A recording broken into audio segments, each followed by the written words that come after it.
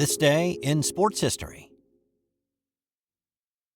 It's April 24th, and on this day in 1967, the Philadelphia 76ers won the NBA championship for the first time. Philadelphia had put together the best regular season record in NBA history that year, with 68 wins, which stood as the record until the 72 Lakers won 69. Philly had also gotten past the Boston Celtics in the Eastern Conference Finals for the first time, ensuring for the first time that a team other than Boston would win the title since 1958. After beating the Celtics in the conference finals, Sixers players were jubilantly celebrating in the locker room when veteran Wilt Chamberlain came in and told them to cut it out, letting them know that they hadn't won anything yet. Philadelphia was going head-to-head in the championship series against the San Francisco Warriors. Chamberlain, a former Warrior himself, was back in Philly with the Sixers. Despite being one of the most dominant players in the league, he'd yet to win an NBA crown, instead watching Bill Russell and company hoist the trophy and smoke cigars since entering the league. Philly won games 1, 2, and 4, but failed to close out the series in Game 5. Game 6 was in the Cow Palace in San Francisco. Both teams came out with a purpose in the first quarter, combining for 84 points in the first 12 minutes, with the Sixers leading 43-41. The 84 points combined in a quarter has been equaled twice in the NBA playoffs, but still has not been topped. Rick Barry was powering the Warriors with his 44 points in 44 minutes, and San Francisco was able to build a double-digit lead. At that point, the whispers started to get louder in the Cow Palace of Wilt not being able to win the big game. Game 6 was looking like another failure. Chamberlain was doing what he needed to do, though, scoring 24 points, grabbing 23 rebounds, and blocking 6 shots in the game. Other Sixers were contributing as well. Wally Jones had 27, Chet Walker scored 20, even bench player Matt Guokas got in on the action. After raining down a long-range jumper, he got out on a fast break and he made a layup despite a hard foul that sent him into the basket support. Guokas was knocked out of the game after that, but it did provide a little bit of an inspirational spark for the Sixers. The sixth man on this team was Billy Cunningham, and as the game entered its final frame, he came up big. Wilt Chamberlain remembers. And he came off the bench as a white boy from Brooklyn with 5 black guys. I mean, it was incredible. In the final 12 minutes, Cunningham scored 13 of his 17 points that night, many of those coming from the free throw line. But even with this complete team effort, San Francisco still had a chance to win this game. With 20 seconds remaining, the Sixers had a 1-point lead, but the Warriors' Rick Barry had the ball. Chamberlain stepped out to play a little extra defense on Barry in hopes that he would not score another bucket. Barry sensed the Big Dipper moving his way and decided to pass to Nate Thurmond. However, Wilt adjusted quickly, switched back to Thurmond, and Barry was in the air with no choice but to shoot again. He airballed it. The Sixers grabbed the rebound and they drew a foul. 2 made free throws later, Philadelphia had won the game 125-123, and the Sixers and Wilt had their first NBA title. Hey, you've heard me talk about the Sterling Soap Company for a while now, and whether you've jumped on board and smell like an absolute champion, or you've been a little hesitant, then here's a great opportunity for you. We're giving away a $75 gift card to use at sterlingsoap.com. Sterling Soap is 100% natural and with a variety of bath soaps, shave soaps, beard balm, lotions, cologne, and many more personal care products in a large variety of scents, you're sure to find something that's perfect for you. Go to sportshistorynetwork.com/giveaways for your chance to win a $75 gift card to the Sterling Soap Company. I've put a link in the show notes as well. Now, let's get back to the episode. On this day in 1994, the Admiral David Robinson poured in a career-best 71 points. And just like I talked about a few days ago with David Thompson and George Gervin locked in a tight battle for the scoring title in 1978, that was the story with this one. It was the final game of the regular season, and Robinson's San Antonio Spurs were playing the LA Clippers. Robinson and Orlando's Shaquille O'Neal were battling it out for the scoring crown. Getting a little earlier start on the East Coast, Shaq Diesel put up 32 against the Nets. With the advantage of playing a little bit later in the afternoon, the Spurs fed Robinson at every opportunity. Dribble stops, down it goes to Robinson, turnaround 15, bottom of the net. David Robinson with the basket, number 2 for the Spurs, and points, first basket for David on the afternoon. Jackson, the rebounds, a battle won by Cummings. Ahead it goes Lloyd Daniels. LD on the dribble, feeds Robinson on the wing, and the shot from 22 is good. David Robinson hits the basket, and Bobby Weiss takes a timeout with 7:14 to play in the first quarter. David Robinson 13, LA Clippers 6. This is Spurs. George Gervin was actually on the bench for the Spurs. He spent a couple of years as an assistant coach there, and he got to watch the Admiral at work.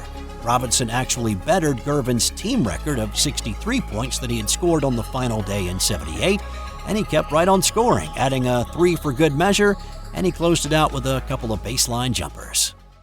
48 seconds left. They want David again. The crowd wants David to score again.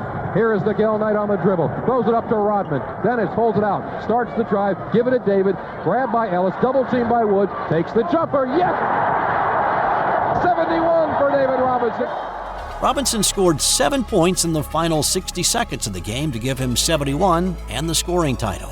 He scored 6 more points than Shaq that season. The Admiral's 29.8 points a game was slightly better than Shaq's 29.3. On this day in 1963, the Boston Celtics won their 5th consecutive NBA championship, and it was the final game for Bob Cousy as a Celtic. The fact that Cousy was a Boston Celtic to begin with is kind of an interesting story. After being a consensus first-team All-American at Holy Cross his senior year, which is located in Worcester, Mass., and Boston with the first pick in the NBA draft, Celtic fans were loudly suggesting that Cousy should be that pick. But Red Auerbach had other ideas, selecting big man Charlie Scher out of Bowling Green instead. When asked why he didn't select Cousy, he said, "Am I supposed to win or please the local yokels?" Yeah, Auerbach was not a Cousy fan. He'd seen him play at Holy Cross, and the flashy style that Cousy played with was a turnoff for him and many around the league. This was still kind of a very conservative NBA, no shot clock, no three-point shot, and it was about as vanilla a game as you could find. One scout wrote of Cousy, "The first time he tries that fancy stuff in the NBA, they'll cram the ball down his throat." So instead, Cousy was chosen by the Tri-City Blackhawks, a team that he really didn't want to play for. And this was a team in the Midwest of Iowa. At the time, Cousy was trying to set up a business in Worcester, and he didn't want to relocate to the Corn Belt. So he told the Tri-Cities owner he wanted $10,000 to play for the team. The owner offered $6,000. Cousy held out. Enter the Chicago Stags, and they were able to pick up Cousy's contract. But then, that franchise folded. So the NBA commissioner said 3 players, Max Zeslowski, Andy Phillip, and Cousy, would be placed in a dispersal draft. The Celtics were one of 3 teams invited. The last player that owner Walter Brown wanted was Bob Cousy, and yet that's the name he selected out of a hat. And that's how Bob Cousy became a Celtic. It wasn't long before both Auerbach and Brown would realize how wrong they had been about that kid. Cousy played 13 years in the league and was an all-star in every one of them. He was the league MVP in 1957, led the league in assists 8 straight years from 53 to 60, and there are some who credit Cousy's style on the court for saving the game, adding some spice to a rather flavorless league. Though still not everybody appreciated it.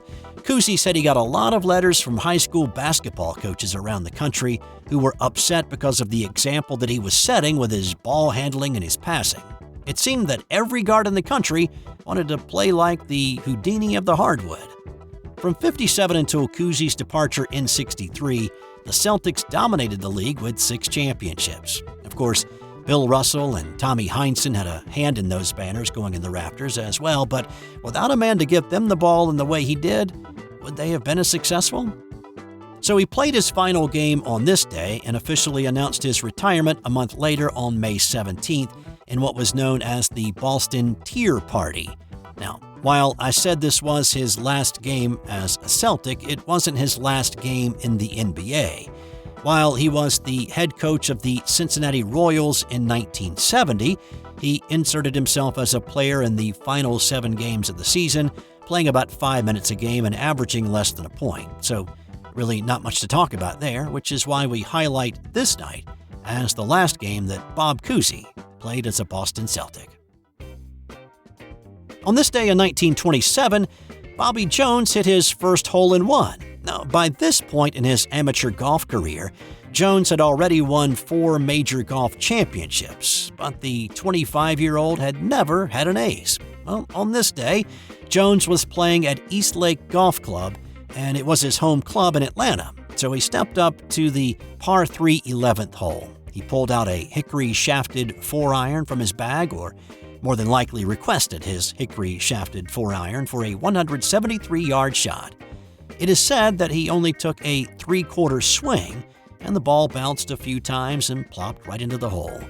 He had one other ace in his career, the second one coming at Augusta National in January 1934, prior to the first Masters tournament.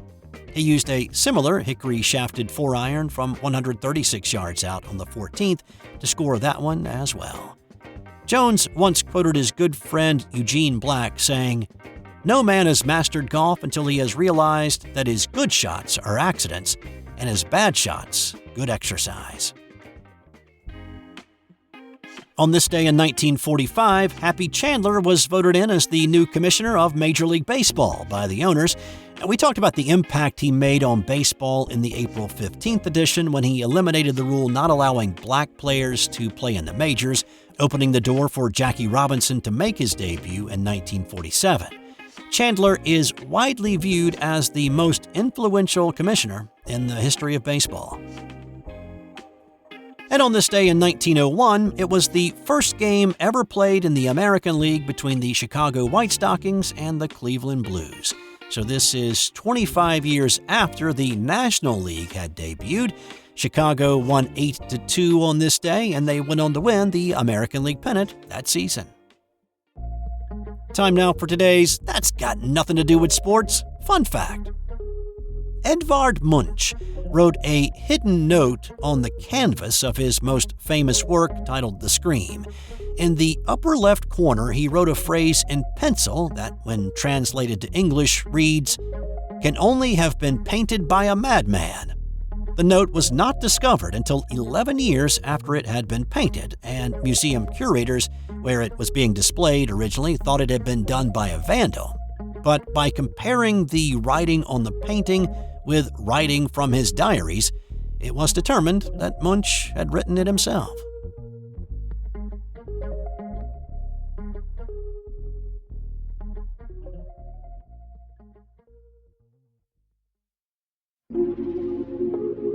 This has been an original Thrive Suite production.